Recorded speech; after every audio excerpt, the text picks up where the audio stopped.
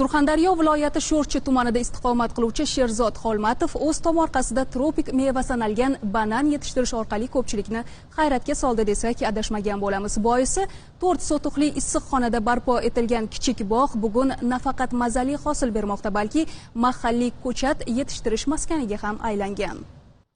Dastlab bu g'oyani ijtimoiy tarmoqlarda ko'rib qiziqishi uyg'ongan qahramonimiz Toshkent shahrida banan yetishtirish issiqxonasi bilan tanishib, vohada ham bu meva ko'chatlarini ekishga kirishgan edi.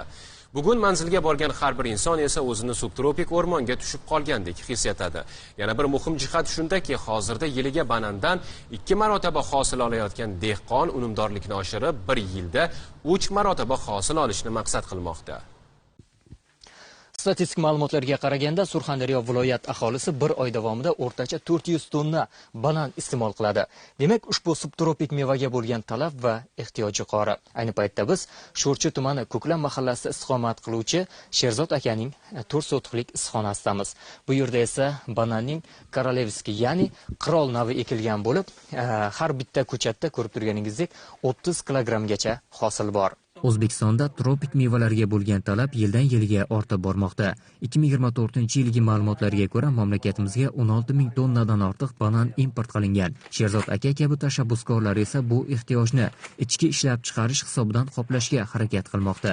Mahalliy sharoitda yetishtirilgan bananlar esa nafaqat iqtisodiy jihatdan foydali, balki yangi ish o'rinlarini yaratish, qishloq xo'jaligi tarmog'ini kengaytirishda muhim o'rin tutadi. 20 yillik tajribam bor issiqxona bo'yicha, lekin oldin boshqa mahsulotlar yetishtirardim. Bananga keladigan bo'lsak, 2022-yildan boshlab buni qisqa vaqtda o'rganib, buni ko'chatlarini olib kelib, o'zimizning issiqxonalarda yetishtirib, ko'paytirib, hozir mana o'zimizning mahalladoshlarga, yurtdoshlarga hozir juda keng buni ko'paytirmoqdamiz. Mutaxassislar fikriga ko'ra, banan issiq iqlim va namlikni yaxshi ko'radi. Shu bois uni yopiq issiqxonalarda O'zbekistonning janubiy hududlari, Surxondaryo, Qashqadaryo va Farg'ona viloyatining ba'zi qishloqlarida yetishtirish mumkin. Shu ko'chat ekilganda o'rtacha 14 oyda hosilga kiradi. Mana shu hosil berguncha tagidan ko'chati ham unib o'sib kelaveradi. Yilning 4 ta faslida ham hosil berib ketaveradi. Bu yoq tagidan ko'chat chiqishni to'xtamaydi, bu yoq hosil olishdan. Birinchi olib kelib ekilgan ko'chatidan 50 million daromad qildik. Bunga qiziqqanim, boshqa ekinlarga qaraganda buning daromadi juda ham yaxshi ekan.